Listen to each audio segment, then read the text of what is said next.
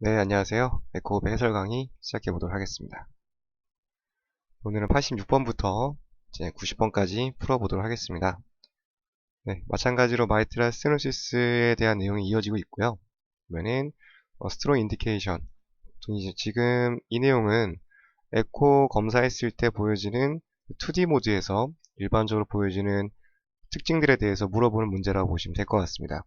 에코 검사에서 마이트랄 스테노시스가 있는데 거기서 강력하게 의심되는 어떤 인디케이션을 물어보는 그런 문제라고 보시면 될 것 같아요. 엔테리어 마이트랄 밸브 자체가 어떻게 보여지는지 보기를 보도록 하겠습니다. 가장 기본적인 내용인데요. 보통 이제 이완기냐 수축기냐에 따라서 차이가 생기게 됩니다. 아마도 마이트랄 밸브 같은 경우는 이완기 때 문이 열리게 되죠. 열리면서 여러 가지 변화가 생기게 되는데 두 가지가 붙어 있다 보니까 문이 열리면서 안에 있는 압력으로 인해서 혈액들이 나가려고 하죠. 그래서 둘은 붙으려고 그러고 이쪽 리플렛 자체가 뒤로 밀려나는 현상이 생기게 됩니다. 따라서 이 현상을 도밍이라고 하게 되고요. 도밍이 생기는 시점은 아마도 밸브가 열리는 시점이 이완기 때 생기는 그런 상황이라고 보시면 될 것 같습니다.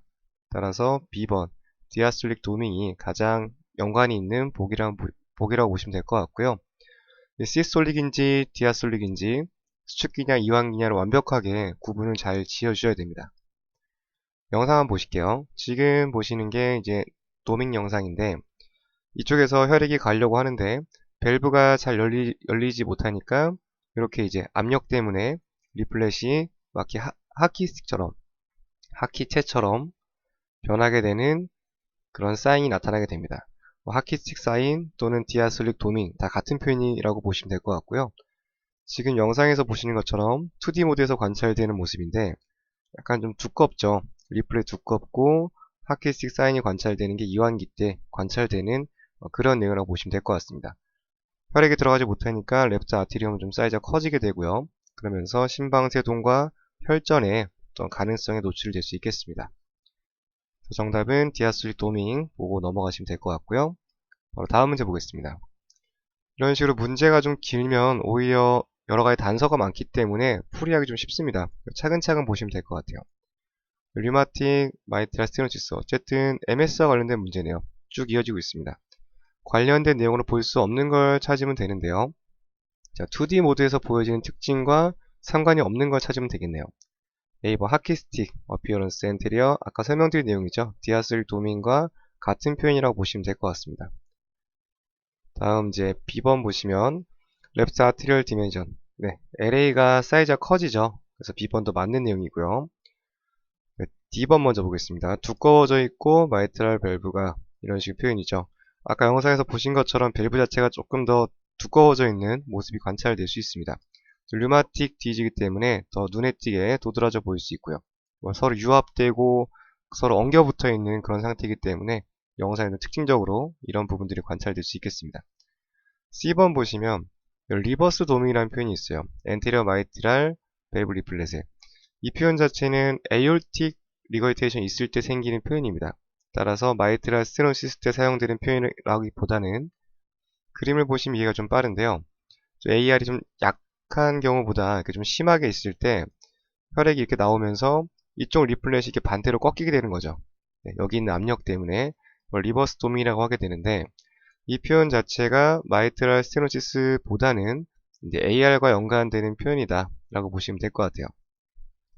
따라서 공부하실 때 각각 연관되는 키워드를 얼만큼 잘 정리하시는 게 중요하다고 볼 수 있고요.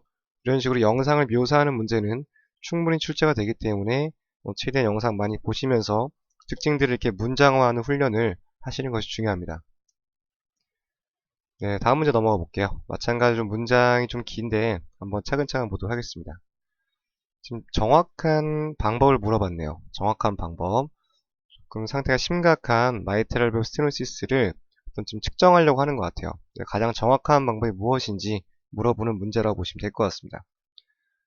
A번 보시면 이제 맥시멈 벨로시티 가장 최고 속도를 구한 다음에 펄스 도플러로 이걸 통해서 구하는 방법이 있겠고요. 마찬가지로 여기 있는 모든 내용들은 이제 스테노시스의 어떤 정도를 구할 수 있는 방법이라고 보시면 될 것 같습니다.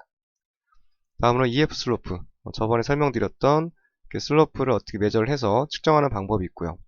다음은 직접 두꺼워진 마이트라 밸브의 리플렛을 측정하는 방법이 있습니다. 네, 정답은 D번인데요.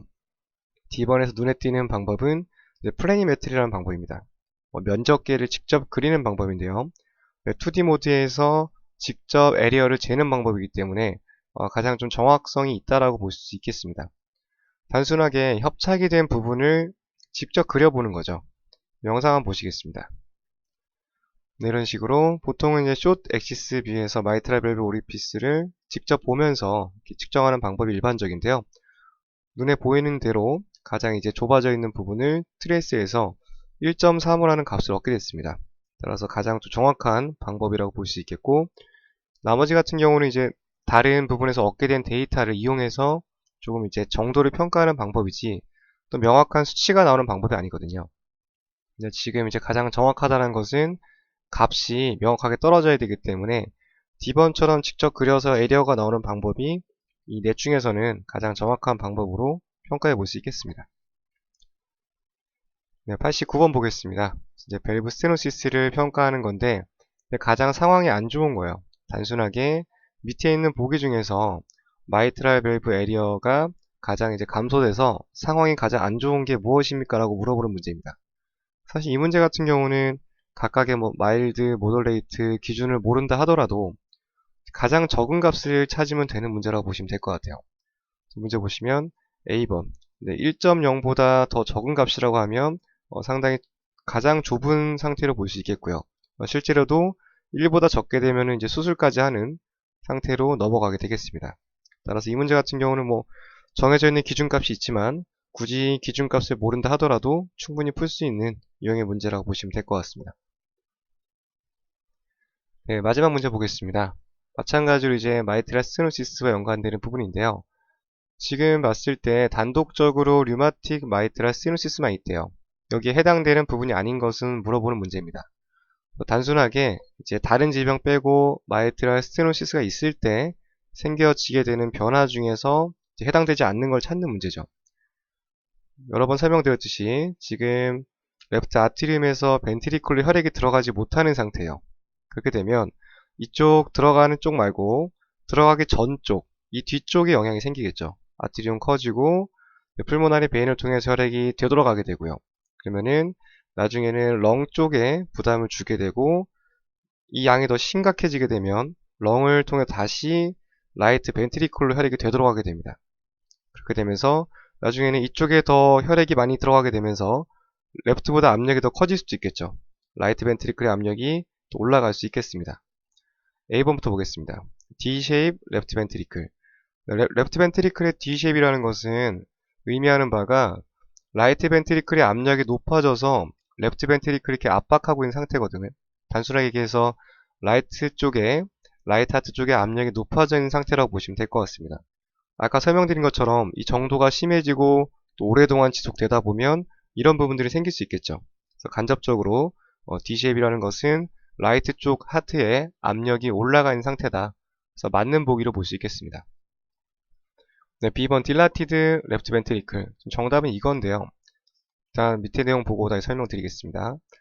C번 보시면 레프트 아티리얼 엔라지먼트. 여러 번 나왔던 내용이죠. 이제 압력이 올라가면서 사이즈가 커지는 부분이고요. D번도 같이 동반될 수 있는 합병증으로 볼 수 있겠습니다. 네, B번 같은 경우는 레프트 벤트리클이 사이즈는 커지지 않아요. 보통 거의 정상에 가까운 상태를 유지하게 되는데 이유는 간단합니다. 이쪽에 지금 혈액이 유입되거나 영향을 줄 만한 요소가 없어요. 딜라티드가 되려고 한다면 이 안에 들어있는 혈액의 양이 원래 가지고 있어야 될 양보다 더 많이 들어와 줘야 되는데 지금은 오히려 제대로 된 혈액조차 받지 못하는 상태로 볼 수 있겠습니다. 따라서 정상이거나 또는 변화를 주더라도 딜라티드와는 좀 상반되는 보기가 나와야 된다라고 보시면 될 것 같아요. 따라서 정답 B번으로 보시면 될 것 같고요. 혈액을 받지 못한 상태이기 때문에 이런 상태가 될 수 있다라는 부분까지 같이 봐주시면 되겠습니다. 네, 이렇게 해서 설명드렸고요. 다음 시간에 뵙도록 하겠습니다. 감사합니다.